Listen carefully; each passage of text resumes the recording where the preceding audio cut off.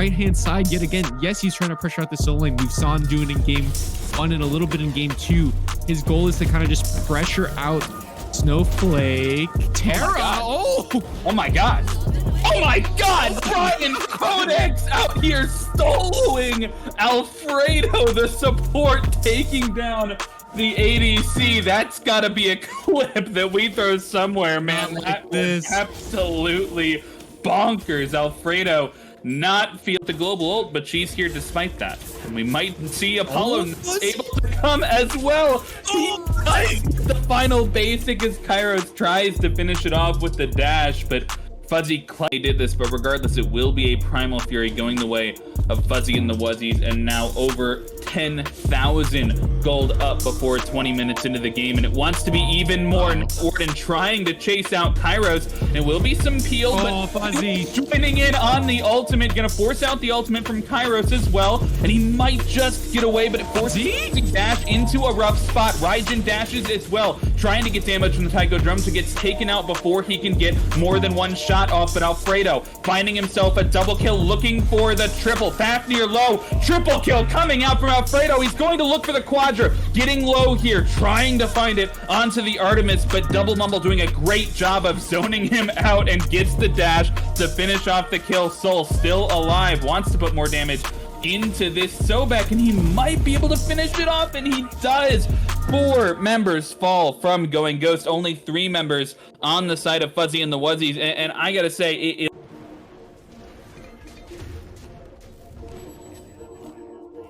That's all of their ults? Yeah. Oh. Huge! Oh my god! Huge. Yes, Oh, let's bro. go! My goodness. That room. Do you knock up? I have it in 1. Nah. Damn. If we were all right, we could do gold. But I just killed Matt too. Kill the Bacchus. Bacchus, easier kill.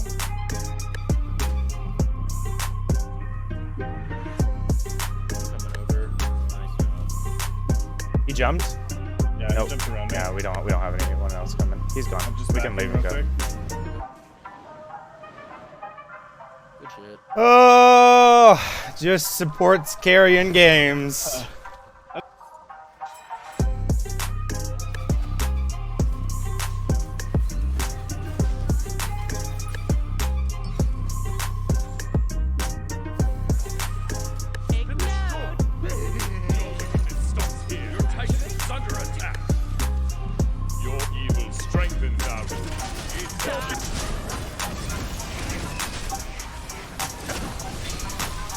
All me, baby, all me! You really thought you could contain this amount of God-given talent? It's already too late to run, just give me the penta! You can thank me later? Nah, you can thank me now. Somebody's gonna end up calling the police if this cyberbullying. And I think that'll be it for the team fight. They're gonna try and back away and get away with their lives here after all said and done. That was a very tentatively played fight, but it's not over yet! What are you doing there? What are you doing there, Rack Attack? I'm glad you said it, because I was thinking the exact same thing. It's object permanence. Hey. That kill, but now it's the Gold Fury started up again. It's being pulled, it's being leashed. Ragnarok is used, pulling him further away. And Alien Nation going to pick it up. All members of this may instead put their attention onto Demise, and the Gold Fury became free. For the other team, still not there, rolling forth. They want to guarantee the fall to get the trade. They do. Beezer's found a second kill of this fight. Radical finds the third one onto Vibe, and it's all onto Blizzato to try and get away. But this time, doesn't have his crystals available yet, and Weezer gets a double kill in the end. That's an overall 4 for 1, and it looks like the Gold Fury as well. Massive turn for Alien Nation taking that team fight, and we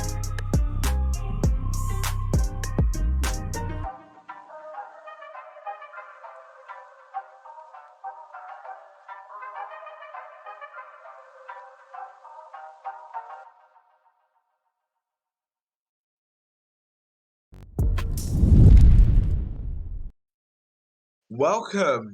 I am Garney 180 and I am on desk with Illicit Sleep. Today we are desking the Gods Base Drop versus the Washed in the Diamond NA division. How are you doing today? I'm doing well. How are you, Guardian? I'm doing well, thank you. These teams, they're very prevalent in the Diamond division, as I've heard. Are you seeing any picks that you're maybe waiting for? Maybe a Soul or anything like that? Um, Due to the playoffs, I'm really expecting to see this Artio that's come out of nowhere, really, to become like top pick, top ban in the finals that was yesterday. Yeah, Artio has been very good lately, and yeah, I wouldn't be surprised if we see her either picked or banned. But apart from Artio, would you expect to see maybe Soul picked or banned? Soul has really fallen off, in my opinion. She really hasn't had the same oomph that she used to. I'm really expecting to see more Tiamats, Morgan Le Fays, if they're not banned, of course. The Gilgamesh coming back as well. I Yeah, feel like Gilgamesh, he's a god that's been very good since his release, being nerfed. I think every patch since his release. yeah, him, Umoja, King Arthur, all those gods have really been prevalent since their release, and I feel like that they just never go away. Yeah, they all have been very good. Although Yamoja, we've been seeing less play of her lately. Has she been gaining that rise? Uh, um, she has been getting a rise lately, but I feel like the new nerfs to her kit, making her no longer have additional healing when on her passive, really hurts the character overall. And I'd expect to see Yeah, a lot less pick of her. the less healing, or I might be completely wrong here. I want to say it gives HP 5, but I feel like that's wrong, isn't it? Yeah, it does not give HP 5. Yeah, it's just a basic heal. But Yeah.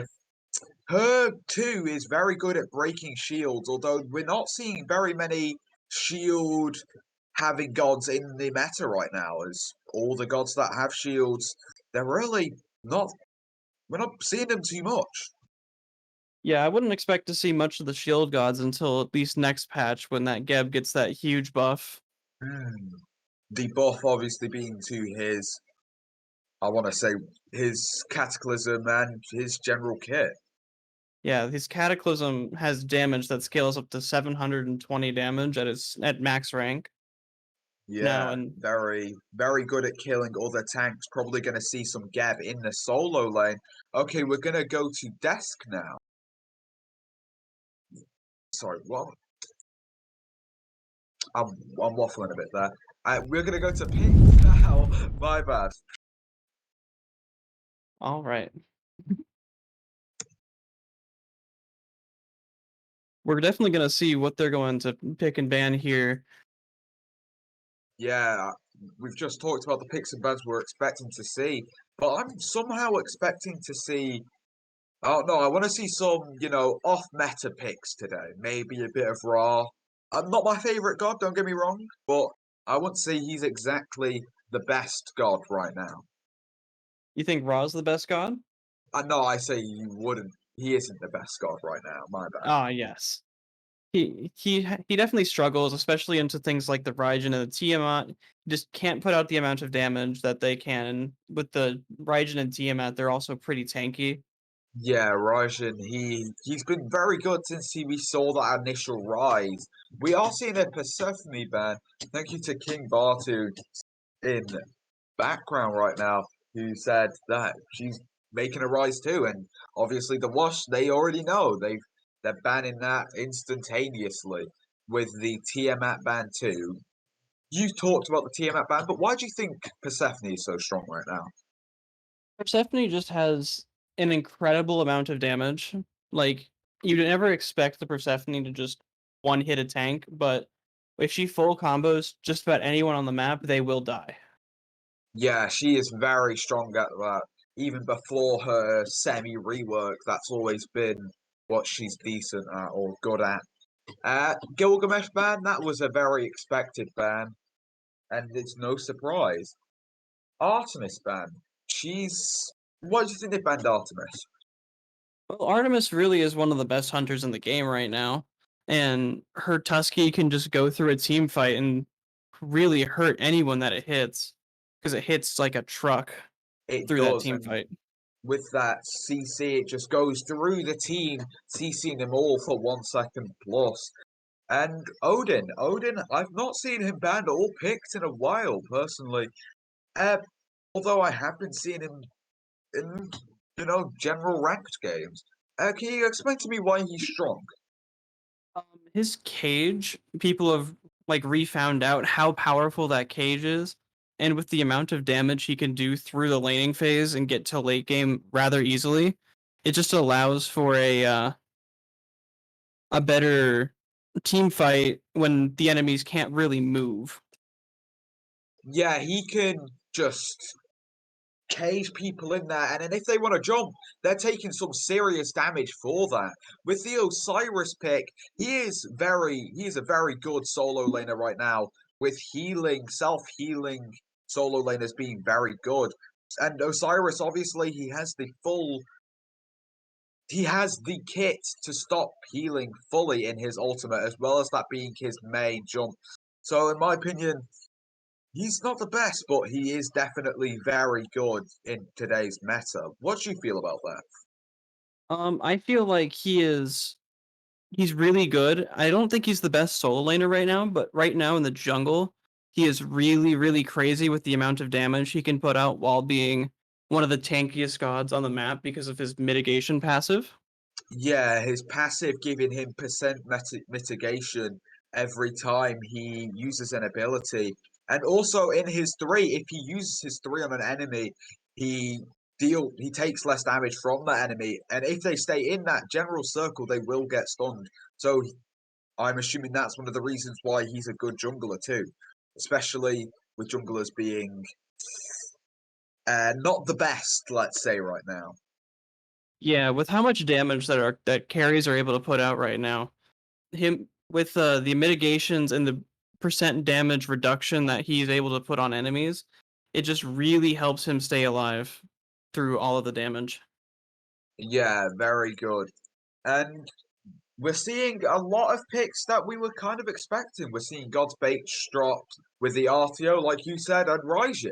Yamoja being picked. But Rama, I wouldn't say Rama's a god that's been, let's say, building up a bit. Although with the recent bows coming back to light and them being really good items to pick up, it's been seeing a bit of a rise, yeah?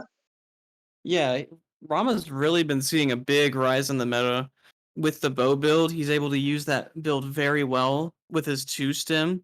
He uses it almost as well as the Artemis does, and he's just able to hit like a truck in his ultimate. Yeah, Cat also, she's being picked up. I'm honestly, I'm dumbfounded here. I've not seen Cats in a while, and I don't know why she's particularly good. I want to say because of her ultimate, the true damage, and her stealthiness and being able to just kill squishies whenever she wants. But I don't know. That doesn't sound right to me. Well, Circuit has it has a really big flux potential into support and into the jungle.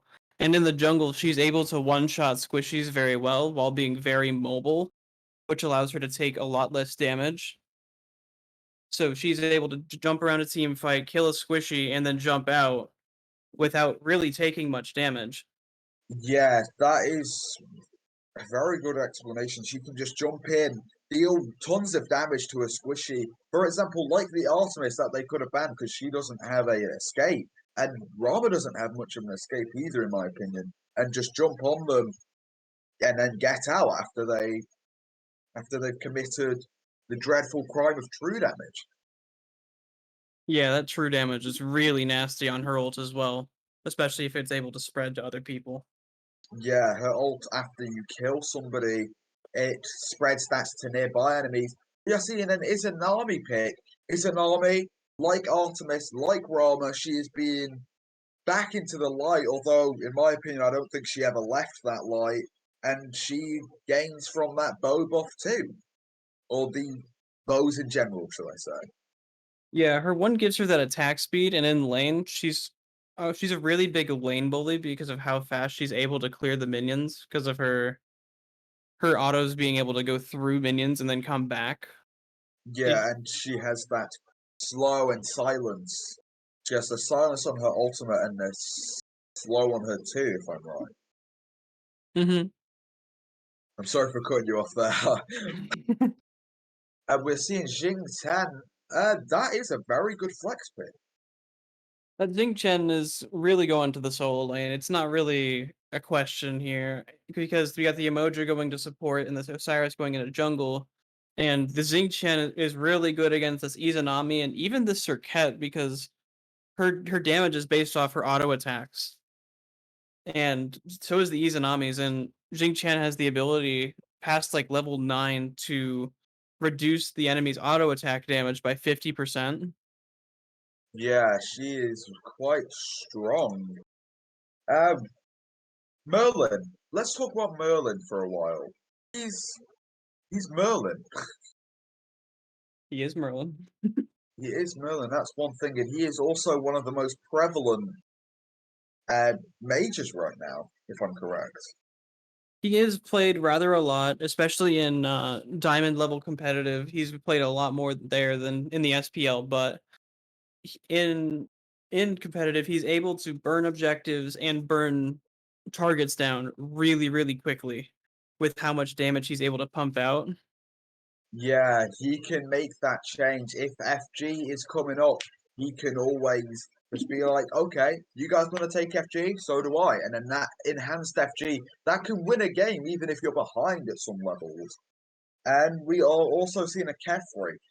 I don't know what I'm thinking about this Kefri here. He's not the strongest support right now.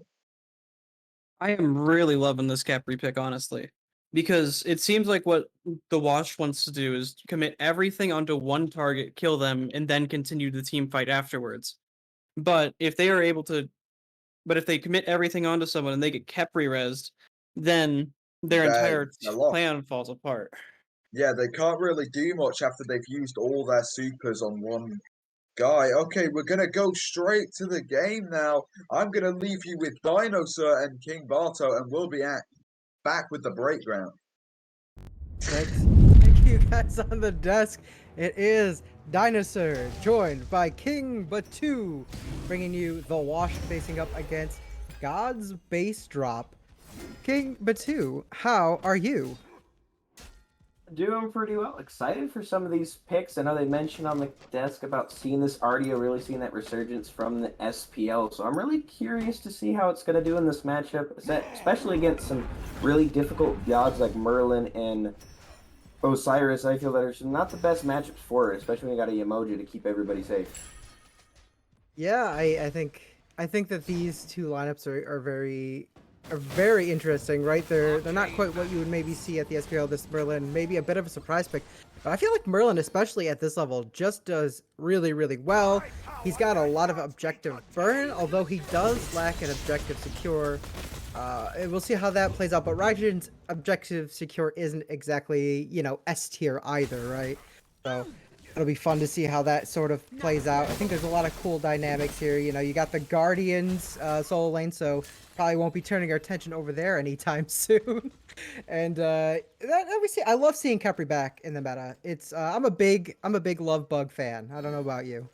Oh, I love playing the bug. I feel like he's such a good guardian as far as that, just being that backline peel, just sit around, use the res, use that range route, which I think is probably his best ability to use to really change those fights. But also, you could really use him for aggression if you can.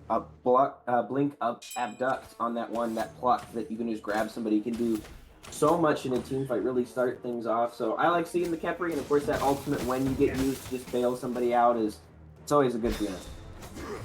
Yeah, I think you hit the nail there. As Osiris now coming in, Kepri gonna pull him away. A taunt comes out. A couple hits there onto the Osiris. A little boxing match. Ooh, River's Rebuke now using it as a full commit. Low health bars. Oh, the Kepri rise? Yeah, the Scarab's Blessing comes out. And nobody dies? No, I spoke too soon. Unlucky for this cat there. Agent Surge gonna take a quick trip back to the fountain. Not the way he wanted. Capri now low. Big stun coming out of the Emoji sets up Panda perfectly. And there is another kill. That is a 0-for-1 or 2, excuse me, trade. And that's all Understar there on this Yemoja, able to get that bouncing bubble on that one to just do enough damage to take down that Circuit. Early game, don't have a lot of health on that res from the Kepri, but wasn't enough there. And able to get the stun over the wall to keep that the Kepri locked down and able to give Rama that kill there. So love seeing these Emoji plays so far. Yeah, that was big from the Yemoja there, and I think Yemoja in particular, you would think it would be a boring god to play or watch, but just watching some of the way that these Riptides work or the River's Rebuke, and the way that you can sort of control the map and specifically the jungle and sort of manipulate it to make it play to your team's favor is really, really fun. I think that's what separates, your silver Yemoja from, your Masters player level Yemoja. And in the diamond, you kind of get a little bit of both, right? Yeah, it's a little bit of a mixed bag. So we'll see. Understar certainly looking pretty sharp right now on it. Yeah, very good, and that's one of the reasons we don't see it. She does have that little bit higher skill ceiling, although she was lowered a little bit now because you don't have to necessarily build to get your Omi. You can just kind of level up on it, and you just buy the Emoji here, but gets those set up a little bit of poke, which shouldn't lead to a whole lot. This is just a dual lane of Kepri and Yemoja. Not the best kill potential, even with those hunters there, but something else I want to talk about here, that Merlin was able to do a lot of damage in that fight, which forced out that Kepri res to begin with, and he goes with this Chronos Pendant early, starting to kind of see that come back, and I honestly really like it. Just get those cooldowns up, especially when you're a god like Merlin, but as I say that, we got a bit of engage on the Kepri. Error's Rebuke comes out. Capri forcing Scarab's Blessing on himself. Gotta dash out. Might make it out. Here comes Circuit now. And Agent Surge left to retreat, but Zeku does find a kill. As well as Panda finds one on the Surge. And now in trouble is the Rom. No, he turns it around. Can he make it a triple? That is a triple, I believe. Nope. No, instead Merlin does end up snagging that one. There's that triple. Finally, Panda gets the big kill. And that's just the power of the left click there with the Hunter. Good target selection, by the way. He's able to go up in the ult, avoid a lot of that Circuit damage, able to finish off as well, and then come back down and just able to out DPS the Raijin, who's normally a good early game god with that 1-2 combo, can do a lot of damage, but just wasn't enough. And so propped out the Pandas in the rain there for that very smart heads up play and just hitting the monos. Hey, this is your weekly PSA that carries are OP. Please nerf them. Don't listen to Zapman. Yeah, I would say there's those times where I will say getting though as a backline, I think it feels worse as an ADC as it does for a mid most of the time. I think getting though still feels bad, but as a hunter it can feel pretty worse. But when you get to just free cast like that and just get that free damage, it's probably one of the easiest roles in the game. But I'm a jungle main. What do I know? All right, listen. It's easy if you're a mid to look like mids are OP when you're 4 levels ahead of everybody the entire game. I think this is true. We just need to nerf their farm. Yemoja now in a weird spot, gonna try to Riptide out of that one. Does manage to get out, and now the push up from that Rama. Panda looking pretty sharp thus far. Not gonna get a pick here though. And looks like they'll be turning their attention elsewhere. Pandas in the rain with a couple of those kills is already starting to go into what we've seen, that kind of bow crit build. Should be a rage, I would assume, at this point in the game. While that Izanami still might not do the same thing, will. A little bit behind here, still just sitting on that Oboe and Inkavalls, which by no means is a little bit of damage, but these knockbacks by this Yemoja putting so much pressure and keeping the minions back as well. Yeah, just trolling the minions a little bit there. It's fine. Don't worry about it. They don't need to make it to tower. They didn't have a chance anyways. But you did mention that this rage is sort of the thing that Rama is looking for here, that Panda's looking to build. And I think that I've seen that trend. There's been a trend away from that 4 build silver branch recently, and hunters are looking more towards that crit. I mean, occasionally we will still see like the 4 build boat, but I've even seen like pin size be picked up more recently. So Oh, beautiful used Rivers here. rebuke. Yep, another Scare's blessing to save himself, but he is just absolutely surrounded. And Desto going to get the Deatho to kill Kepri. Yeah, unfortunately there, Kepri, that's one of his weaknesses, is when he gets caught by himself and gets CC'd. You know, no CC media kit. While you do have a cleanse, it's sometimes hard to cleanse yourself, and when you're walled off, there's not really a whole lot you can do. And does lead to the wash, able to get that gold tree on the back end. Looks like Space Drop is going to trade out this Pyromancer to try to cut these losses, but early game, this Osiris and this Rama really seem to be running it. Yeah, I think that those kills have been kind of crucial here to get this. What would you say, about 2,500 gold advantage thereabouts? And the Tycho drum's coming out to try to secure, but the wash ends up dealing with a single Xingqian. That is dirty as Krojiro finds the Pyromancer. And that just feels bad. Stole that. Was that the one, that breath? It had to have been. Like, Xingqian doesn't scream deal Guardians for me. I mean, most Guardians don't, but I mean, you got some things, like you got Cerberus Spit, that's always a really good, you know, objective stealer, and some others, but like, this is on the level like Fafnir Hammer, like, it shouldn't happen, right? Like, that shouldn't have been a steal. Yeah, and that, again, that's something that I was trying to say earlier with this Raijin. He has decent objectives secure, but because of the way like the Tycho drums works, it's broken up into multiple parts. So if you're an enemy, you can really time it after that first drum. If you're not right on, if you don't have the math exactly, right, you leave just a sliver of health, you can get anything after that first drum hit, and that's what I think happened there. Though you're right, it could have been a breath drop. I certainly didn't think he had a chance. Yeah, that's one of those things where it definitely shouldn't have happened. Raijin, I think he's best with the objective while we're talking about it, on more of doing that control. He's got that ability where he's got that fear and he's got that taunt to where it'll allow late game your hunter or your jungler, whoever else can, to secure the objective while they basically, keep them busy a little bit more than that damage. Because while there is a lot of that damage in that Tycho drum, you saw the SPL, you saw Shinto just destroy the entire roster, doing about 8k, and most of that was just on that Tycho drum. So by no means does it not hit hard, but it is, those 4 beats, so you gotta have it spread out, makes it a little bit easier to break into. But something else I'm seeing here, the Washed understand that kind of burst damage they have. Yamoja and the Xingqian have already picked up this Bulwark of Hope, which, when that proc scaling off your health late game, if you're able to get that 3,000 health, that's an extra 500 HP that you're gonna get. Kind of gives you extra life in some of these team fights. Yeah, Bulwark saw a little rework, and it's kind of busted. And I know a lot of some people will say that they don't like it on supports, but I think that it's such a good item that you'd be dumb not to build it. Like, unless you really need like something like a wing blader or something. Boy, Bulwark of Hope is just an absolute beast of an item for a support. And now we see, because you're so tanky, you can afford to get maybe the Spear of Desolation, which I'm assuming is what Yamoja is going for here. Could be a Spear of Magus, but I think it's a Desolation. And I really like Spear of Desolation on supports right now. I don't know how you feel about that, though. Yeah, I think right now it's just the meta, just that tanky, with how good penetration is, just as the Hunters, of course, getting that bow build, you get 20% just on the 4 bows, not to mention the sheer power you'll get through, and of course Kins, as well as the Mage, is where I don't think there's a bad pen item in the entire game.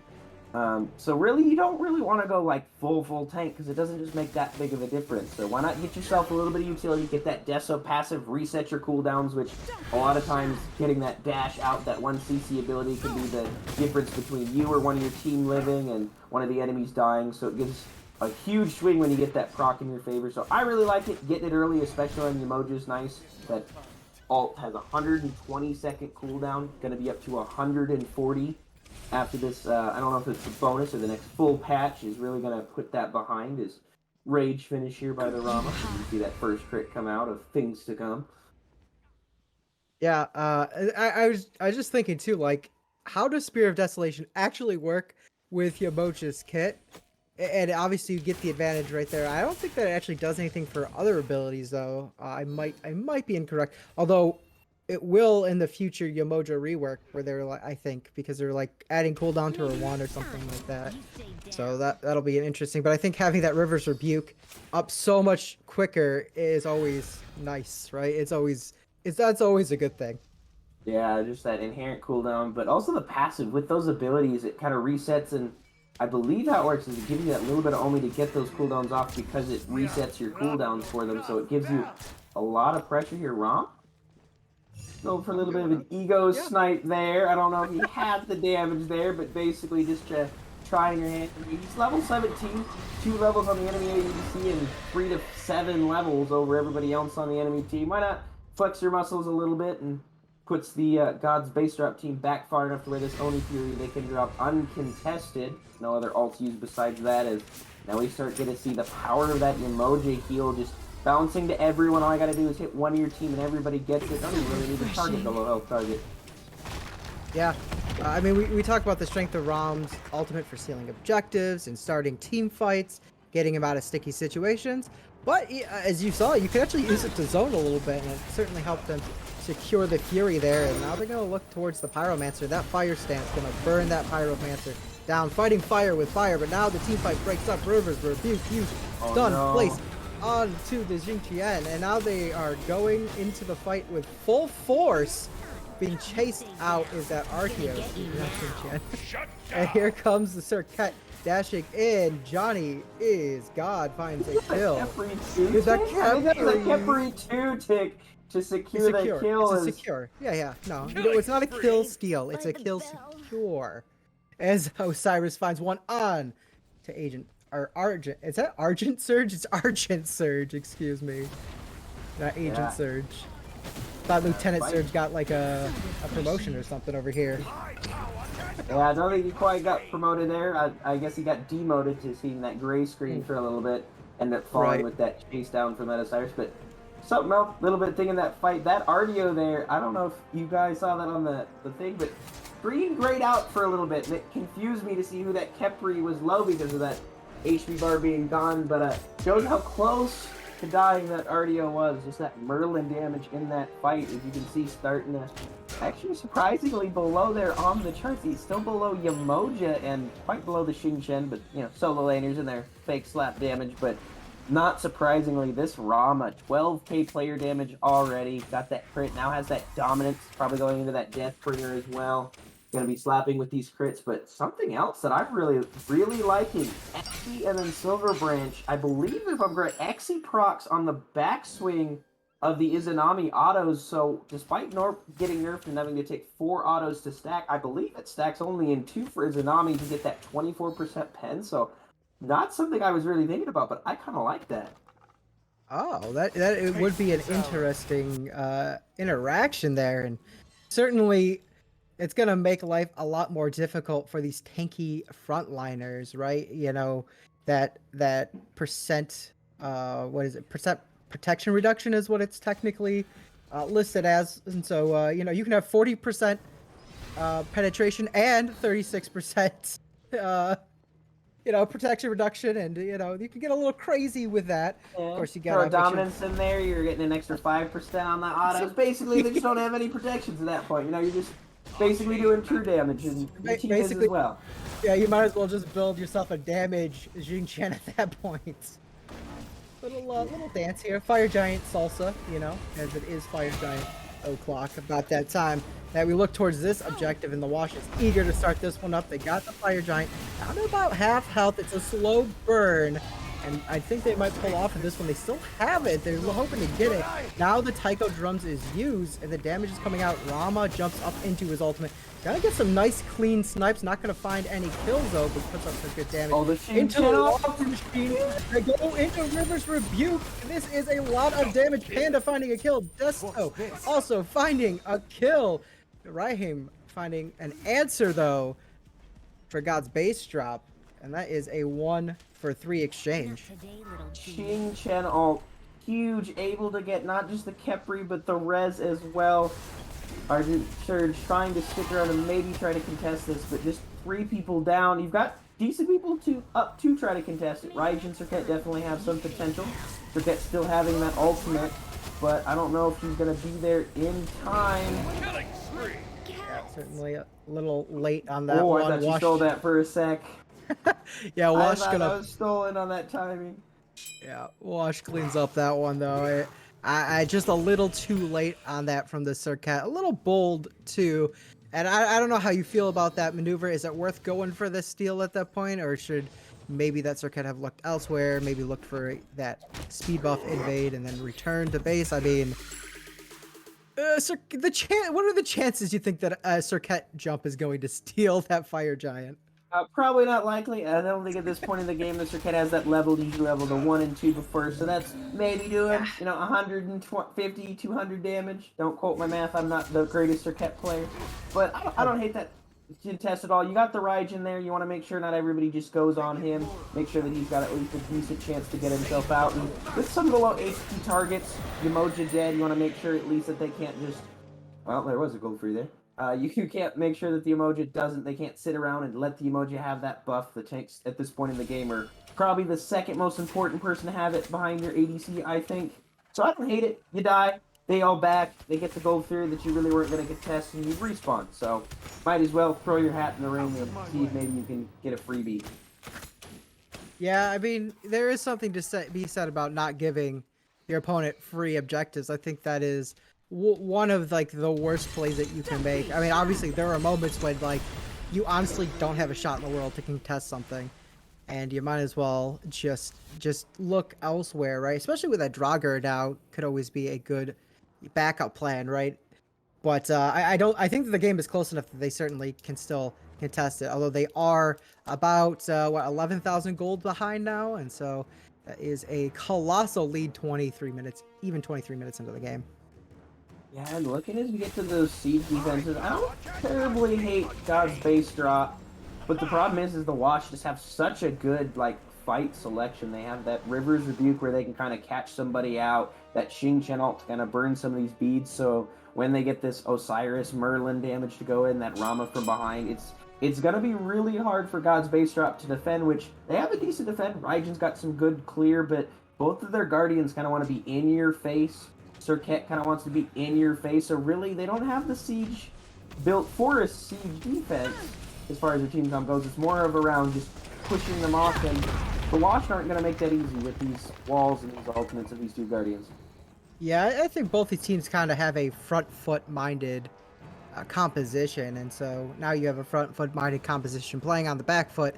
Not exactly the easiest of scenarios to be in. They're certainly not out of it yet. Obviously, these towers gonna go for free.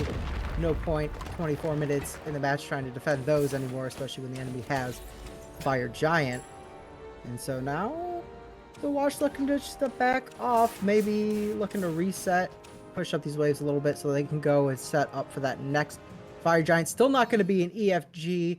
That'll be up at around, what, 27 minutes, I think, according to my quick calculations based on the spinner icon.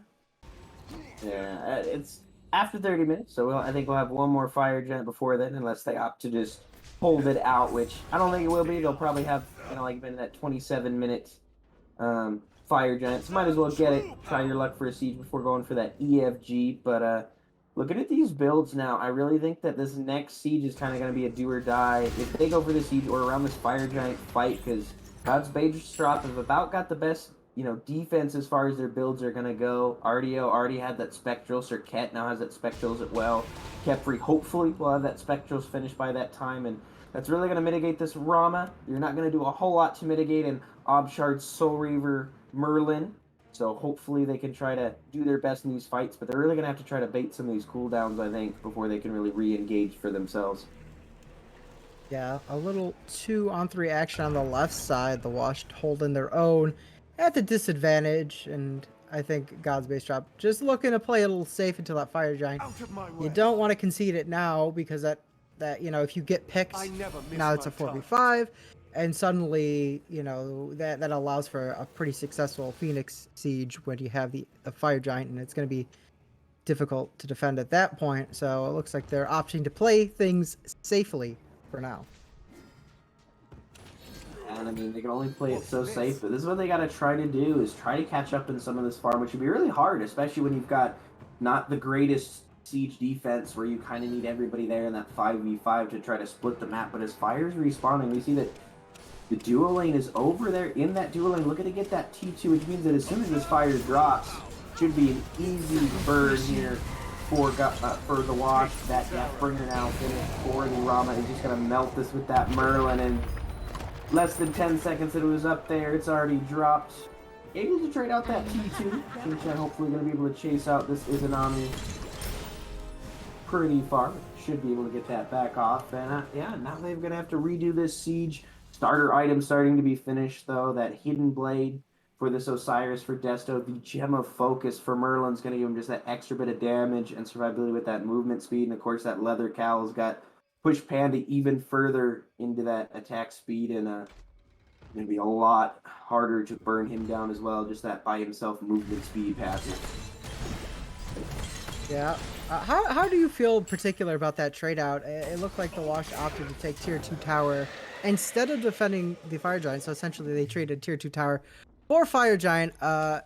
Is that a good play at this point? I mean, 14,000 gold behind. Did they have a chance to maybe defend or steal that Fire Giant?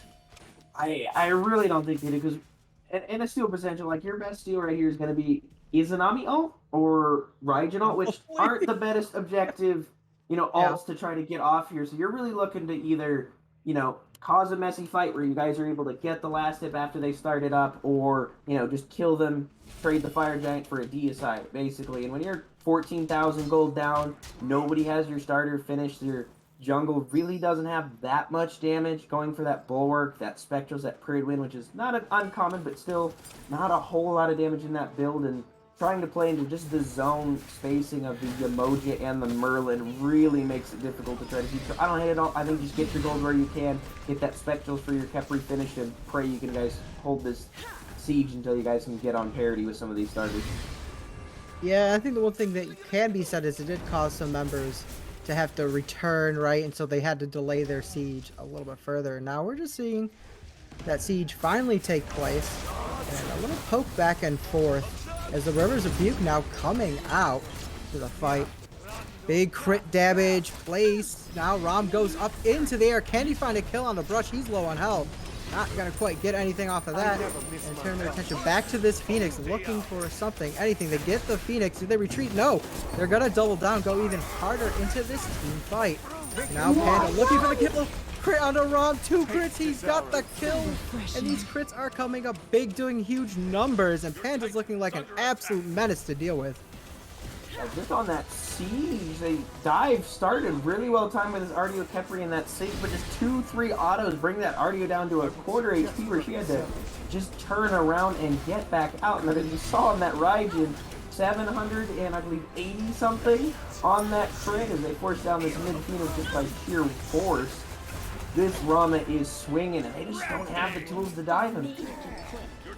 No, they don't. Panda gonna find another kill. Can he find one out of this Kepri? No, Projiro instead finds it, and now they're looking for this Titan. They are being held back a little bit, but Titan is very low in health, about 10%, and there it goes. It is gone.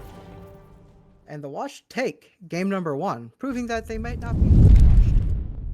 26,000 damage, 10 higher above anybody else, and not gonna bash this Merlin here. 1-0-12 in the game, but only had 12.5k damage, and I'm pretty sure that's because my boy Panda's in the raid was stealing it all. 10-3, frontlining himself with his damage, and I'm really gonna need to see a better dive and focus here on this Rama if they want to have a comeback in game 2. Yeah, and obviously, Raijin not able to do much because here is Rama stealing all of his thunder. Yeah, the god of the thunder's drums not able to make an impact, but I think that was more just kind of a comp difference. Like we mentioned, that Rama really kind of running this game all around, but also this Shin-Chan pumping out some decent damage himself, just not having any sort. I don't even think I saw his HP get below half to even proc that Bulwark he bought. So really well draft played here by Team Washed, and the Washed, and I think they're going to be able to reprise this pretty easily in game 2 from what I saw. Yeah, well, we'll see what happens in game 2, but before we do that, we are going to send it back to the desk to break this one down. Take it away, fellas. Yeah, that was a very good game for the Washed. As the casters said, they weren't so washed after all, and they did very well. And they really couldn't have done much things different to get better or do better. Jonathan.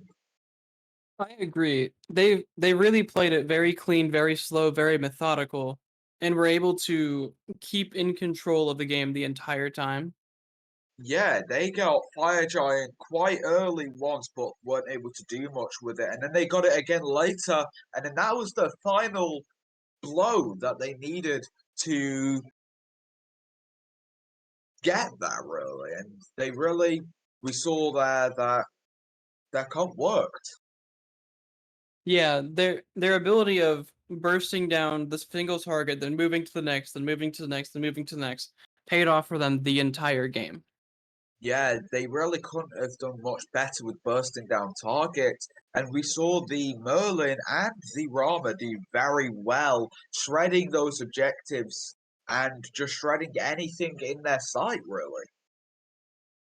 Yeah, with their ability of the tanks to give them really as much space as they could ever need with their triple frontline comp, they were able to just walk forward and destroy anything in their path because they they weren't being pressured at all.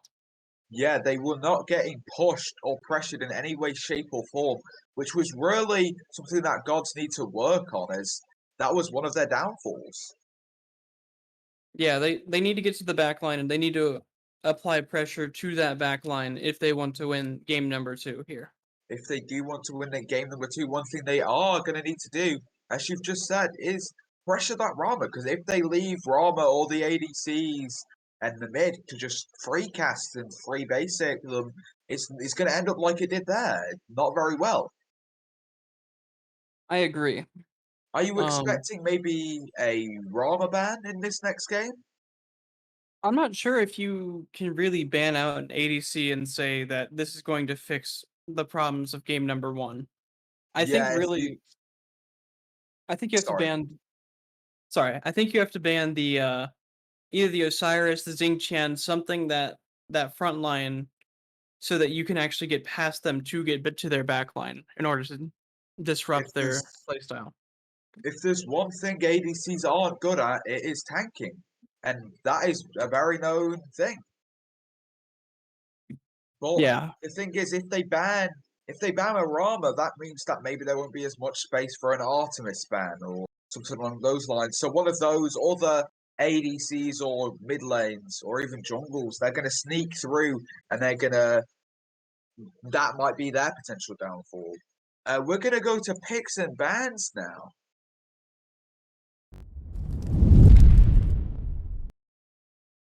And yeah, we're seeing the washed pick. You know what, I'll wait because I'm not actually that smart when it comes to this. But it looks like they've. I want to see the washed are picking first, but I don't know. Yeah, it looks like the Wash have decided that they wanted to. Actually, God's base drop has decided they wanted second pick instead of keep saying with the first pick. Yeah, which second pick can be more detrimental to the first pick team than the first pick to the second pick team. A second pick that is very good at countering their first pick. If they get a really good first pick, then they can always just be like, okay, well, we've got the perfect counter for that pick. That can also be the case, or they can leave a bunch of things open. Then the Washed get one good pick or one top of the meta pick, while God's base drop actually get 2 afterwards. Yeah, that could always happen, and that you're completely correct there. But the thing is what are we expecting to see? I'm obviously expecting the Rama ban maybe Rama instead of an Artemis. I wouldn't say that's the exact same, but I don't know. I would say that they would ban out this Osiris because it was just able to really put so much pressure throughout the game and onto the junglers and even in the mid lane, and it was just everywhere, and it's able to put out so much pressure. I don't think you let that through again. Yeah, that Osiris was very good. Just the amount of damage he could tank. He was able to tank as much damage as, let's say, even if the Rama and the Millen were on another team, he could have tanked that damage and probably done a lot for gods. But he wasn't. That's why probably the Wash won, to be honest with you. But yeah, they really couldn't have done much to counter that Osiris with the Rama and the Merlin free casting in the back. He was just body tanking them all, and they were getting, while he was tanking, they were also getting bursted down by Rama. Indeed, they were really just getting bursted. And they were unable to get to the Raman to do anything, and therefore their front line just fell after a really short amount of time. Honestly, Yeah, that really was a bit of a, I can imagine quite a bit of an annoyance for gods there. The thing is, are we maybe expecting them to, if they were to ban out that Osiris, what do you think they're dropping instead? um, let's see. They might be giving up an Artemis. They might be giving up a Gilgamesh instead. I think those are the only two that would honestly even try and not ban and maybe try and play around instead. Yeah, maybe try pick a counter pick instead. That could be a lot better for them.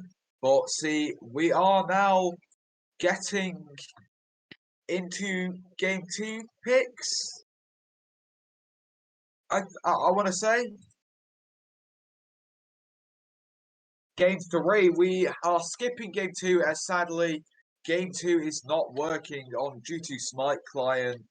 And yeah, this is game three. That means that Gods did win that second game. We do not know how. Let's just assume they banned that Osiris out and they did some things that were suggested. Because obviously me and Illicit, we are top tier Smite players. We are prophets of this game. Indeed, they definitely came back. They definitely probably did a good job, and let's see how they do in this third game. Yeah, let's see what they do in this third game. They are instantly banning that Persephone and Tiamat again. No surprise, really, as we talked about last game. Yeah, again, they're just able to put out high sustained damage and are able to just burst down anyone in a team fight, and especially with the Tiamat, it is the tankiest mage that I've seen in this game for a very long time. Yeah, Tiamat is very tanky, especially in her ground fall.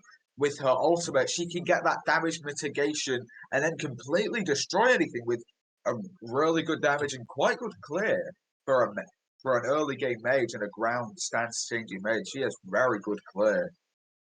Yeah, Oh, her clear is honestly crazy. Hey, there's clear. Osiris. I have a slight feeling that God's base drop actually picked up the Hell last game, and that could be one of the reasons they won. And they are also banning that Hell with the Odin.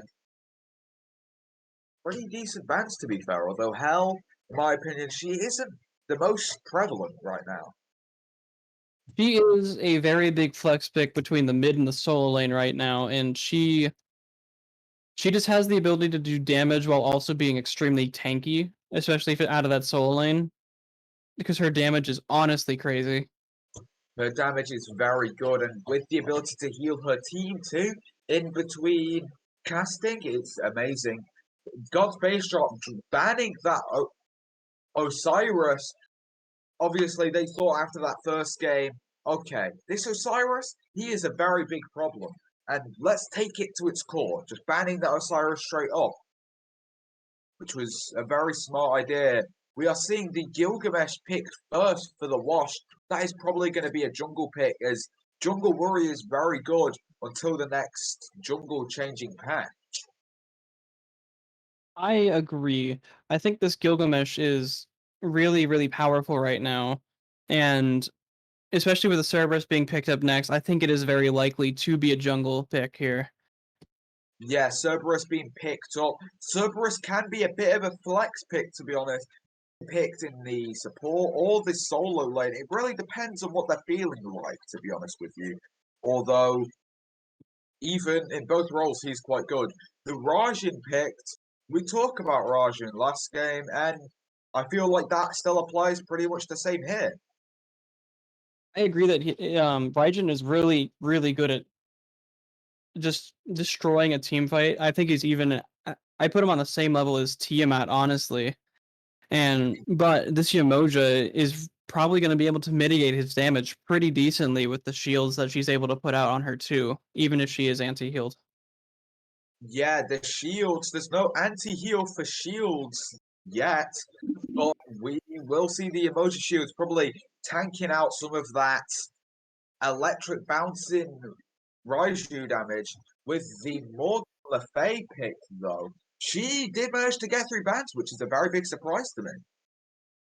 Yeah, she's able to not be picked not first, second, third, fourth, or fifth, but she is 6th pick overall. Yeah, that is very odd to me, as she is one of the best mages in the game right now. With the amount of CC she can put onto any foe, it really just that fear, the slow she can do, and with her movement speed increase she can get with that knockup, she is really a mage to not look away from. Yeah, she's really, really powerful, especially into that Raijin when he's immobile in his ultimate.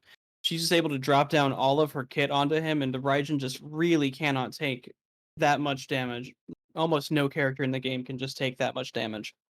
Yeah, with her short cooldowns too, she can make very good use of the current item meta. Rama picked by God's base drop. They saw the washed pick it, and now they're like, okay, I see you, and they took that straight away from them. Yeah, so the Rama really just came through game 1 with that crit build with a lot of pen that it was built on it, and it just was able to tear through the Capri, the RDO, and it just got to free cast, and they're just like, I think we want that as well. Yeah, of course. There's nothing better than a free casting ADC. The Jing 10 pick, once again, they're not even choosing to ban those characters that were good in game 1. They're just picking them, which is an even better idea if they can pull it off the exact same way the Wash did in game 1. Basically, the whole idea of anything you can do, I can do better. Yeah, you would be right there. But we will be seeing the Fafnir with the Jing Wei. Fafnir, he is very good, especially with the heavy bow ADC meta we are in today. And yeah, what do you think this last pick for God's Base Drop is? Do you think that's going to be a counter pick maybe? Or what are we thinking here? With the picks that are on the table, let's see. Shoot. What could that be? Tsukiyomi wouldn't be that terrible. Who could that be? I'm not sure. Yeah, that is quite a concerning pick because we do know that that's going to be the jungle. But for what? Oh, we are seeing the Ratatoska pick. He certainly fell off since the general jungle's fallen off, as he is one of the more squishy junglers unless he wants to build that health healing acorn he has. On one hand, he's very squishy. On the other hand, I think he might be able to deal with the Raijin through his ultimate. Yeah, he could deal with the Raijin through his ultimate. Raijin having a 1 second delay before he can jump away, and he can take control of that. He can just jump on them, and then what's Raijin gonna do? He's been knocked up. Ratatoska, his team, he can just completely get him out of the game, which is very good. As Raijin, he is very, very strong. With the Jingwei Fafnir pick, what do you think the Jingwei is going to be building into? Do you think she's going to build into power? Crit? What are you thinking? I think she's going to be doing a crit pen build, most likely with 3 squishies on the enemy team. If she's able to cast on any of the 3 with the crit, then it will just it'll make the squishies just disappear, and the tanks won't last very much longer than the squishies with a crit build. Yeah, he could.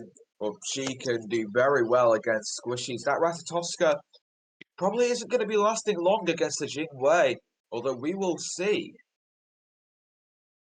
We will definitely see. I think this. I really like this Xing Tian pick into their team because that 50% damage reduction to that Jing Wei on her autos is really going to come through to be able to, stop that crit damage from just tearing through a team.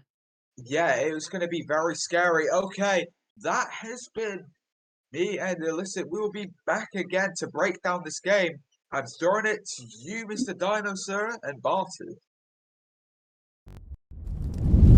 Guardian and Illicit for that death segment. It is Dinosaur joined with King Batu for game 2. No, it's actually game 3. Yeah, Smite doing a Smite thing. So getting into this game 3, but best of 1 here. See who's gonna go on the set. Interesting. I know they talked a little bit about the desk, but the Ratatasker pick, not exactly what I was thinking about in these kind of games, because I really felt like they needed a little bit more in the early game, but I don't know if Rat's quite gonna be enough. Yeah, I mean, Brett does have a strong early game, obviously. I think the days of like that hybrid rat build, probably in the past, you're looking to really burst down the enemy, right? And I think that it might just be more an answer to this Raijin. Obviously, Raijin able to dash out, and then what happens after he dashes? Well, now here comes the rat, but that is provided he's still going to be able to outburst that rat, so he's going to need a little help from that Jing Qian, and as we see, he did opt for that blink, so we'll see if they can get their acts together, they can get well coordinated on these dives, as Argent Surge forced into the wall from the turnbuckle comes as Gilgamesh, not going to be enough though to finish him off. Yeah, able to just miss that Raijin dash, so Rat's gonna live for now. But yeah, we were talking about this early game and really well, but it kind of baffles me because a lot of times you see this Ratatasker go that Bumbas, or not the Bumbas, the Mannequin Scepter gives nice, decent clearies. You have that Cleave auto in there, but also just that late game, that Hidden Blade allows you to keep up a lot of that damage late as you just kind of burst in, come back out, which kind of does mean Rat kind of falls off late just because of that. Big dropkick from the Gilgamesh. Huge peel coming out of the Emoja. But the zigzag not gonna be enough. Panda starting off the game right here with first blood. That's huge for this Jingwei. We always like to think of Jingwei as a very passive ADC, but if she gets the pressure, that knock up in lane, she can use really well. And she has, I think, one of the longest, if not the longest dashes in the game, able to just, from not just her own, but any knock-up dash past there, get that little bit of movement speed. And so now this is going to be a really difficult lane for this Rama if this continues to spiral, as Sir caught out a little bit aggressively, but that damage on that spit makes Argent think secondly about continuing that fight. Yeah, Sir gets his way out there. He is a rat. He's got some good ability to get out of a sticky situation, right? And he certainly gets out there. But I did want to talk a little bit more about this Jingwei. I think we meme on Jingwei, right? Oh, it's the cowards. Is the stun not coming out on this Shimoja? She's surely she doesn't die here. But we see Jingwei as being a really, really safe god because her kit's kind of bent towards that. But if you actually look at her kit, like, she gets a lot of buffs for using those abilities aggressively. You whirlwind dash in, that's extra power, extra attack speed. And so I think that Jing is not only a safe god in the fact that she can get away, but in that if you pick her, she could also have a lot of, aggressiveness. I don't know. What is English? I don't speak that language. Yeah, and I think that's though where kind of we get that meme from, because it's like she's only aggressive when she's ahead kind of thing. So it's like, oh, you're losing and now you're running away. Oh, but now you're winning. So I think that's part of it. But yeah, no, Jingwei, and a good Jingwei player is quite enjoyable to watch. Just able to not just with levels, but just use that kit properly when it's aggressive, but also when it's defensive. Because like up close in those ADC 1v1s, it's pretty hard to miss that Jingwei ult, which does very surprising damage late game. Stun coming out here onto that Jingwei. She'll be all right. Bracer is used. How do you feel about Bracer being picked up? Oh, I really love it here, especially when you've got at least 2 different characters that can really utilize it. Obviously, that Gilgamesh in the jungle has that one, so he really does well with those autos. But also just around these objectives, they don't really have any great secure. Like, I think, honestly, Paralyzing Spit for this Cerberus, provided he goes that normal kind of hybrid damagey build that we see a lot of Guardian solos go, is a lot of pressure being poked out here by this Yemoja and Rama. You see just the power of Yemoja pressure, but that Bracer is going to be able to give them a bit of extra power. I'll hold that thought for a moment. Yeah, Gilgamesh gonna use the winds of Shamash, the disarm, use Yemoja, get out for the Riptide, draws, and Gilgamesh, he's low, and Zeku with the kill. Great play from the Yemoja there, and it's a double kill, even better play by Zeku. Yeah, just that Riptide able to push this Gilgamesh into the ult and make sure he stays there to get that slow, and as a hunter, a pretty much 90% slow target's not going to be that difficult as it is. Rat looks to clean up and get this a 3-for-0, but you know, it's a Jingwei. I think we've already touched on it, but Rat's going to say never mind to that, hold that spot. Dunks down on this man, and just able to live through that tower shot. Ooh. Hopefully he can get the back off in time. Nope, he's going to die to tower. Yeah, but he did die to tower, so that's a pro move right there. No experience awarded to the boys in blue currently, but the chase down onto this Rama has begun, and I don't think Gilgamesh quite has enough right now, and he doesn't. He's going to have to back off from that play. Overall, pretty good for God's base drop, right? Yeah, I mean, you got your Hunter getting 2 kills, which is going to put him right back into parity with this Jingwei, and actually a little bit ahead. So you're going to be able to see some nice pressure from this Rama. So we go back to the normal, what we see of these Jingwei lanes. But overall, not terrible. It definitely favors God's base drop for sure, especially because with this Raijin not rotating over once, but twice has given Brahim on this Morgan Le Fay a little bit of free farm and a little bit of a lead, probably about a half level lead if I'm seeing the XP level times of them going up these levels correctly. But going back to, you mentioned that Bracer, I know you touched on it just a little bit, is that you're looking to ult, not sure if that was just for the immunity or wanted to try to get some aggression there. But just that Bracer, giving you that extra 10% power early when upgraded, extra 15% really goes well with the Fafnir. When you've got the comp where you really don't have any great objective secure, neither does the enemy team, as really, I guess you'd say Morgan Le Fay damage is probably going to be the best contestant. When you're contesting that against a Cerberus, having that passive, that 2, that coerce for that extra damage as well, rate that Bracer for that extra power, really is going to help make that 50-50 more into like a 75-20. Yeah, we talked about that Cerberus, and we see 4 beads on the side of God's base drop, including that Yemoja. Yemoja is an interesting Guardian because she's probably one of the only Guardians that most of the time you're gonna want to pick up that beads, right? But 4 beads, pretty strong right now. You feel like that's an appropriate response for this Cerberus? Yeah, it's pretty appropriate because this Cerberus is really going to be a big part of this engage, and while Yemoja can kind of put down these walls where the other game was really strong, but that was into a Khepri and it was into a Khepri, so that Khepri can't get out of that wall, can't get out of that Yemoja wall. Cerberus, if he blinks, gets that wall, he can chase after the fact with his own leap. So I do think that those beads are appropriate, and especially with this Yemoja, the big problem she has is she's great at initiating, she's got great space control, she's got decent setup when you can hit it, which is why we see it a little bit more at those higher levels, but really doesn't have the best survivability outside her own free. So getting those beads to make sure she doesn't get caught out, doesn't have that ult forced out whenever, just getting picked and having to use that defensively and used for those team fights is really huge. Yeah, we'll see how she plays it as the match goes on. So far, kill advantage on the side of God's base drop. Not a significant gold lead though. About what, 300, 400 gold up, and that can kind of snowball. But it's definitely nothing I'd say significant at the current moment. The only real thing is, like I mentioned, that Raijin making a couple of rotations early, missing out on some farm, has put him about a level and a half down to this Morgan Le Fay. And Morgan Le Fay, she loves to get to that late game where she can start spamming those abilities, using them just on cooldown at all. Very much that kind of Merlin style of just spam, spam, spam, which usually means we like to see her have that Chronos pendant early. opting for a Deso instead. Still gives the cooldown with that Sands of Time, so not sitting terribly far behind on that cooldown, but that's really the only parity here. About a half level in the jungle for Desto on this Gilgamesh. About a half a level to a level in the support. So all in all, really the only difference is in that mid lane, and that doesn't really have a whole lot of effect until we come to these objectives.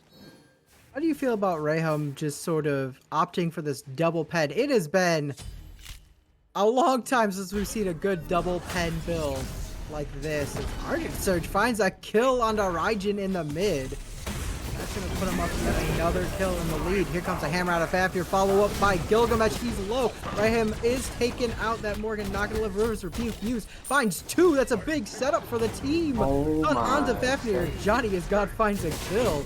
And the dash in from Projiro. Going to use his ultimate onto Surge. No beads available. Going to have to dive out. Justo finding the kill on the Surge. Will he make it out alive though? The dropkick put into the washer machine. Into the dry cycle, and he is burnt up to a crisp. Killing spree. No. Oh, not liking that call. That Rama rotation ending to make this end up be a 4 for 2, but shoutouts to Johnny as God, showing that Understar isn't the only one who can play these Yemoja plays. Beautiful double stun to lock down, get them that advantage there. And then, of course, the solo and ADC rotation to make that not just an even, but a quite favorable trade. But as we kind of saw there at the beginning, it looked like Rat and Morgana all were able to burst down this Raijin before he could even get his ult off. Did use those beads, which means he doesn't have them as the God's base drop start up this Gold Fury. Yeah, they're gonna look to secure this. They do have an advantage. I just don't know if they have enough vision to recognize that, and they don't, so they back off. Unlucky, because I certainly think they could have taken that, or at least baited out maybe a mistake from this Raijin or Fafnir. Speaking of Fafnir, yeah, taking a gander at his build at any point recently? I just now did, and initially my first thought was, oh, please don't let this be a soul gem. But there's that Pythax piece in that tree, which Fafnir is one of those guardians that I don't hate going that kind of hybrid, more damage build.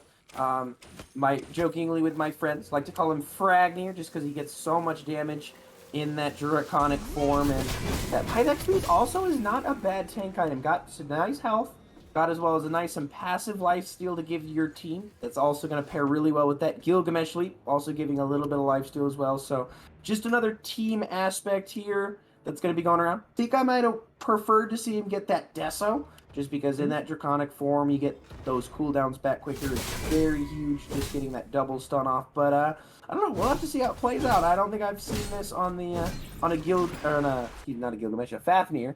So we'll have to see how well this works out for him.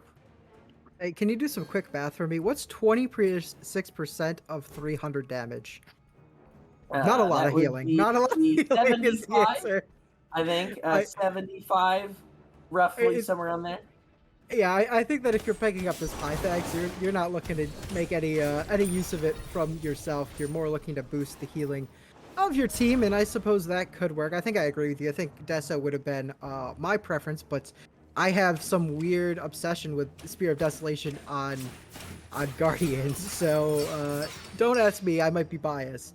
But yeah, it's certainly an interesting pickup, and I'm excited to see how that one plays out for them. Definitely an attention drawer for sure. Now they're opting for this Gold Fury. Ratatoskr kind of zoning out two at the red buff. Dual lane doing the purple, so might be a little bit here. A wonderful Rivers Rebuke to just make sure nobody can even walk in. Does look like Ratatoskr died on the back end, but looks like they're going to push for more. Yeah, Argent caught just a little too far out. Now this Yemoja also, that's a double for HDCL. And that is going to be all she wrote on that one. Good double kill, good response. Definitely lessens the blow of that Gold Fury. I'm not sure that 2 kills is exactly the perfect trade. I think you want to get about 3 if you're looking to make up for that deficit from Gold Fury. But they did get some buff invades though, so it is kind of favoring them as well. And if they turn this into the Pyromancer, I'd say this is a favorable, if not a better trade for the Wash here. Sure, you miss out on that gold for it. It's the first one of the game, just a regular gold. and you're able to not just strip away farm, but also get some neutral farm in this Pyromancer, which they were able to secure. Wow, that's a big play coming out. The Jingtian spins into the Raijin. Rahum instead trying to kill Argent. They're able to turn it around, and the chase is on. Can he get out? Cerberus in a whole heap of trouble. No help available to him anywhere near. Surely he goes down here. Krojiro being chased to the brink. He's still alive, but not for much longer. Yeah, and now with that trade, I do think God's Base Drop did get the better of it. They're going to kind of counter take some of his farm back and should be able to brute force down this T1. Argent getting that speed buff. Mental shattered for Desto, clearly. Speed buff, as we all know, the most mentally destroying buff to get stolen away from you. I'm pretty sure it's a rule that you have to F6 at 10 if you had your speed buff stolen before 10 minutes. I think that's how it is. Luckily, 14 minutes in the game, doesn't have to F6 this time, but a little close. Yeah, we'll see if he's able to come back from that. But oh, like we mentioned, kind of some back and forth here, pretty even. God's Base Drop is ahead in gold, so they're starting to get a little bit of a lead, but they really need to transition that. Argent Surge has been able to do a decent job in these early game on this rat, give them that early pressure, try to get them there. But as we get later in the game, I'm really going to need to see Rahum and Zeku, who are on some pretty immobile gods. Obviously, you do have the dash on Zeku and got that steroid movement speed on the 3 for Rahum, but as the later we go, they are still going to be very squishy as, Johnny's gods gets his ult forced out, but Yeah, Rivers are being used now. Jingwei gonna jump out of the fight. Here's Fafnir. He's putting up big damage. Raijin goes up in the ultimate, misses 2 of 3. He's punished for it by Panda. Panda is low. Rahum cleans up that kill. Now Ratatasker looking for something. He dives right in onto this Raijin. Raijin taking a lot of damage. Surely he goes down. He does go down. And here is the Gilgamesh finding one onto that Yamoja play. That's what, 2 for 2 trade? Yeah, 2 for 2. The support loss there is Rat. Oh my god, damage. Big plays here from Argent. Rahum finding the kill. Will they find another one? No. After able to dash over the wall, they're instead going to go for this bread buff. I think that's the end. Okay, we're good. Yeah, definitely. Even before that last pickup onto Desto, there was a trade, I think, in favor of God's Base Drop trading out their support and ADC for the ADC in mid. So support's you get a little bit further behind in farm, not have it be terrible, but also getting the jungle off there on this Gilgamesh, who opted to go a little bit more of a bruiser build before going to that tankiness with that Prid when he's now going into getting the Jotuns and the Brawlers. Understandable, needing that Brawlers for this Yamoja, really the only one that's going to be able to apply it for his team, and then wanting that cooldown of that Jotuns, so little bit squishier here than most Gilgameshes here as we approach that 17-minute mark, but the gap actually kind of closed a little bit. We're down just under, I guess we're still about that 3k gold lead, but by no means out of it at all, especially when you have a Fafnir in a comp. You're always going to be able to sneak an objective pretty easy. Fafnir trying to solo the Oracles there, not quite going to be able to do it. Here comes that Morrigan. She's going to do a lot of damage. No, the counter dive from the boys in blue. Instead, Argent finds a kill onto this Raijin, and now Gilgamesh kicks him into a wall. Not gonna be enough though. Argent does find that kill as well. So far, 2 for 1, and we're still in this engagement. Jingwei getting out. Kojiro finding a kill onto that Rama, and now the chase is on from this Fafnir.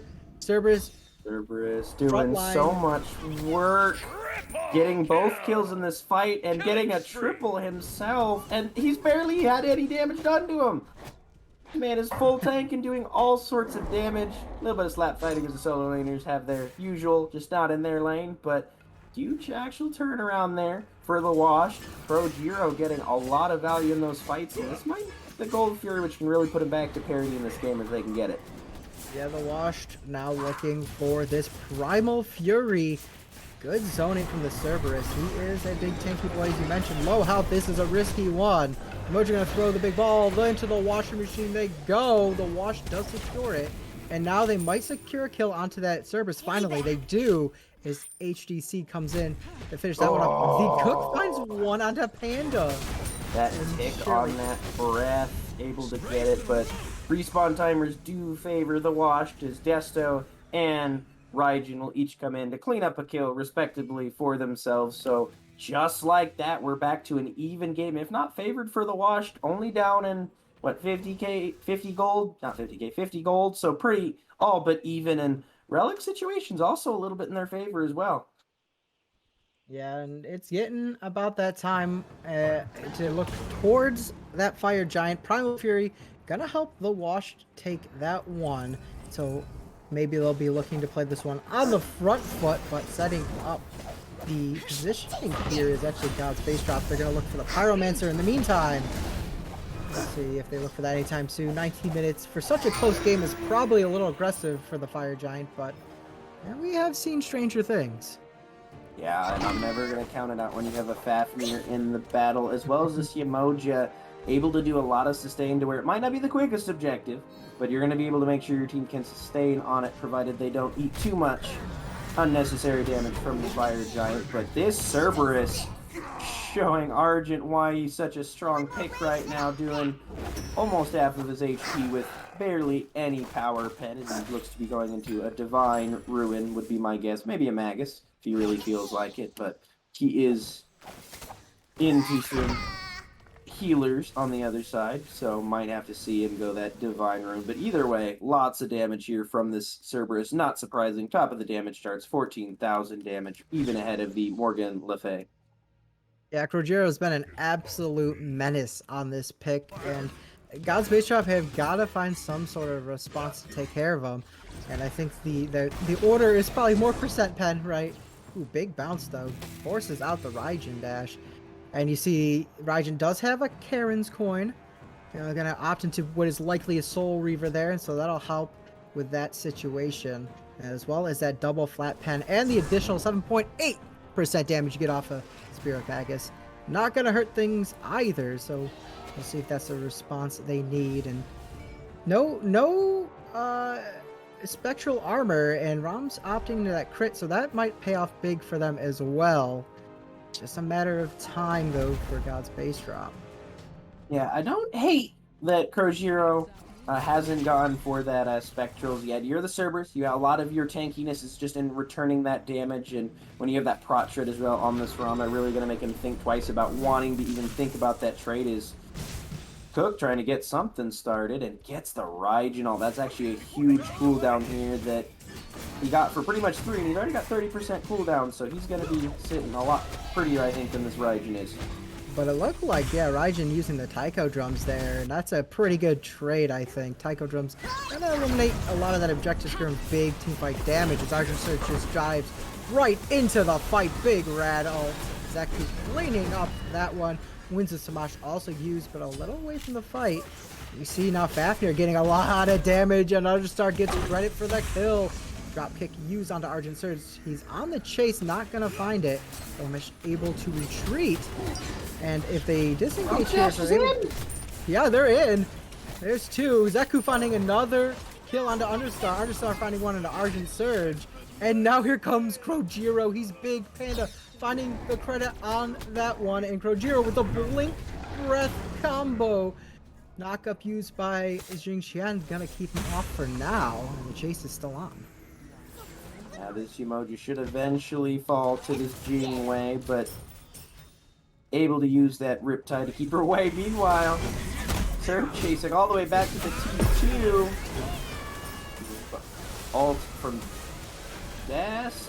Still not even gonna get the kill. That Riptide MVP, but both tanks chased out, having to reset. You've got a Jingwei now with fully stacked Rage and Dominance. This should be a Fire Giant for the wash. Yeah, now they're turning their eyes to this Fire Giant. One might wonder if it would have been better had they not chased, but hindsight's, 2020, and looks like they'll certainly get it here. Big stun from Krojiro. Make sure the Cook can't get anywhere near it to steal it with his breath, as he once stole the Pyromancer. We saw Jingtian do. And so that one goes to the wash, and we'll see what they're able to do with this Fire Giant buff. Yeah, and they're in a nice place now. Fire Giant on all 5. They were all 5 up for it, as God's Base Drop are rushing to try to trade out this Oni Fear. Not sure if the Fafnir's going to be able to contest it too well, but Leaping in, gets that disarm, and this is not looking good the longer this goes for God's base drop. Yeah, great job there by Understar to buy time for his team, and now they might actually get the Oni Fury off of it. What a play by the Washed. Yeah, able to get that Oni Fury. Good, I guess you mentioned Understar. With that by the XP, Seaman putting in some serious work. Now does have himself a Spectrals as well, so with that and Bulwark, he's going to be a very difficult target to take down.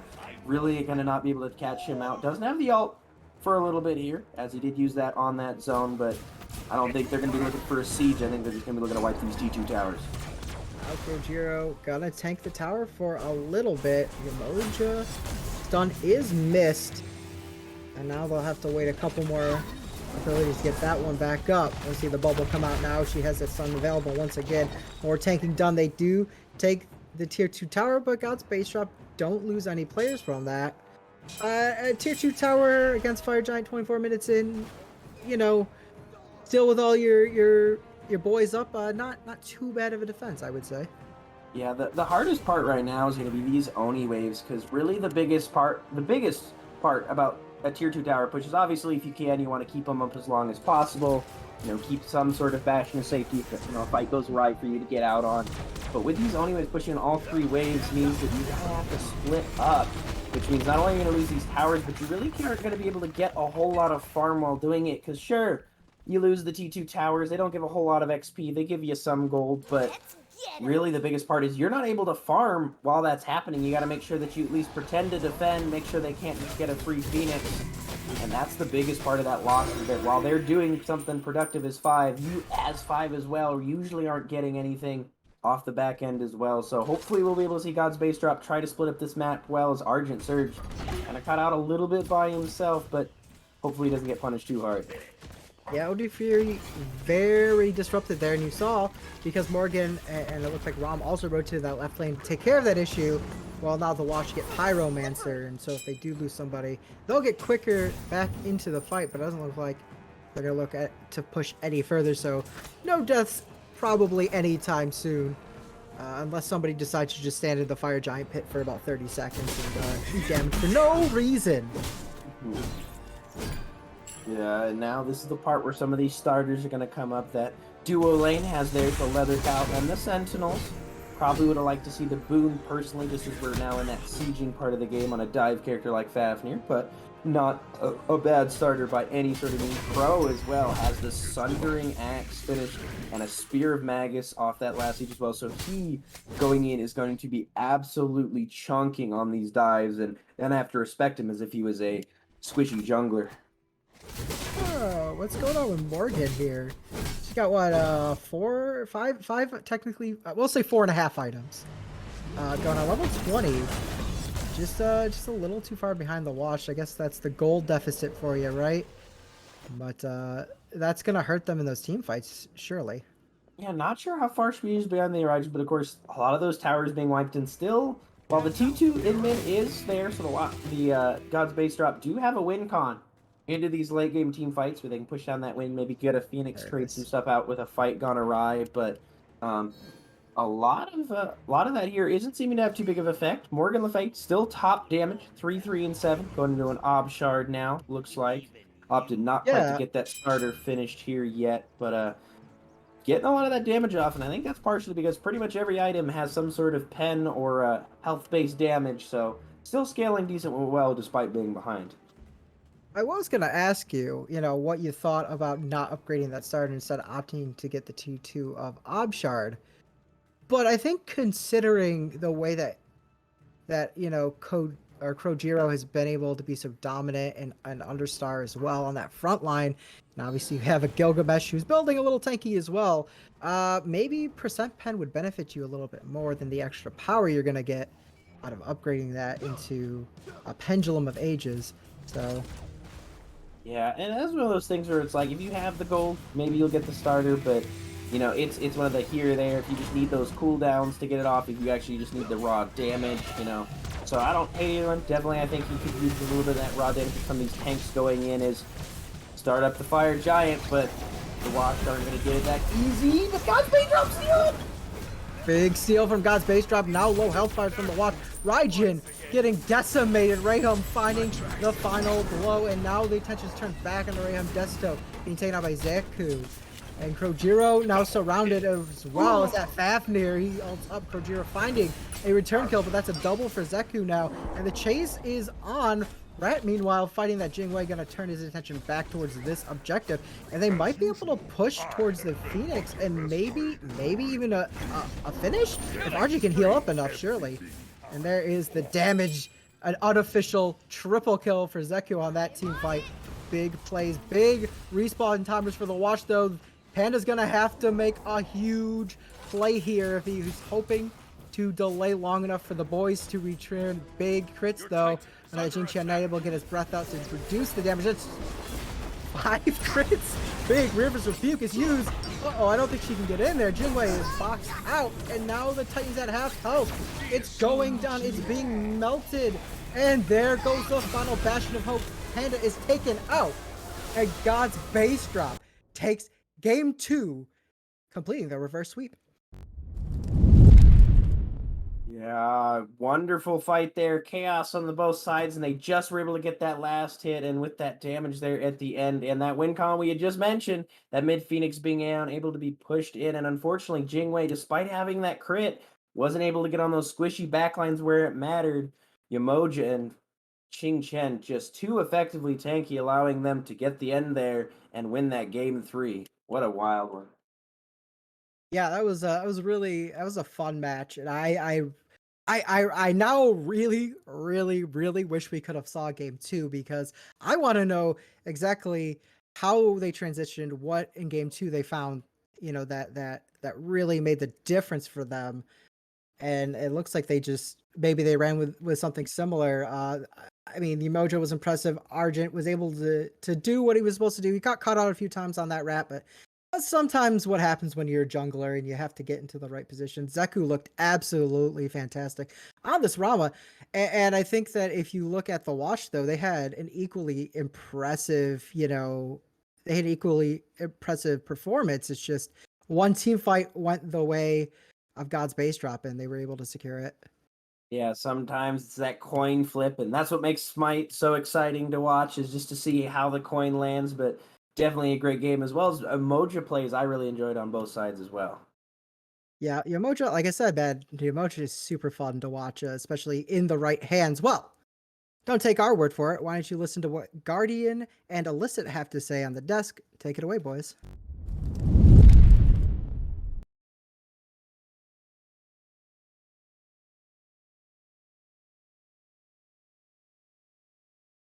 Thank you there, Cast.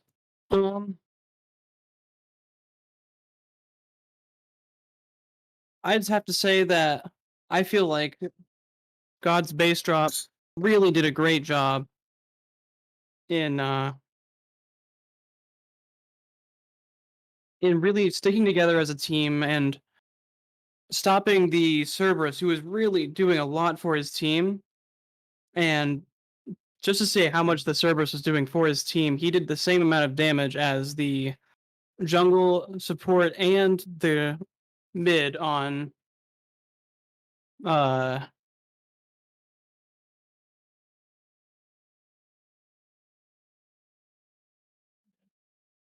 You're right there, listen.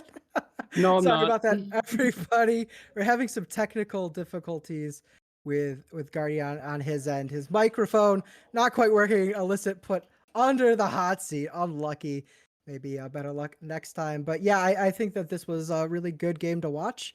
I think both sides had stellar performances, and again, it was just that one last play.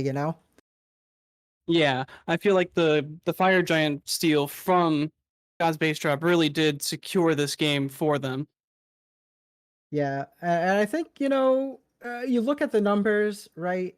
Rayham maybe not looking so impressive on this Morgan stats wise, but I think that they as a team were certainly able to get a lot of value, and I think Rayham definitely hit the abilities, hit the ultimates when it counted. For sure. While Argent Surge's damage might not have been the most impressive things, he was really putting in work for his team and just assassinating people in that back line whenever he really had to. Yeah, we saw him sort of almost take the attention of everybody. He jumps in, he gets onto that Raijin, and then everybody turns their attention to Argent, and then that sort of bought some space for the cook to come in, and maybe Johnny's got to set up a nice Riptide or a River's Rebuke. And so I think that they played that very, very well, using that pick in particular. Obviously Zaku being able to snipe anybody who was able to sneak away was also helpful.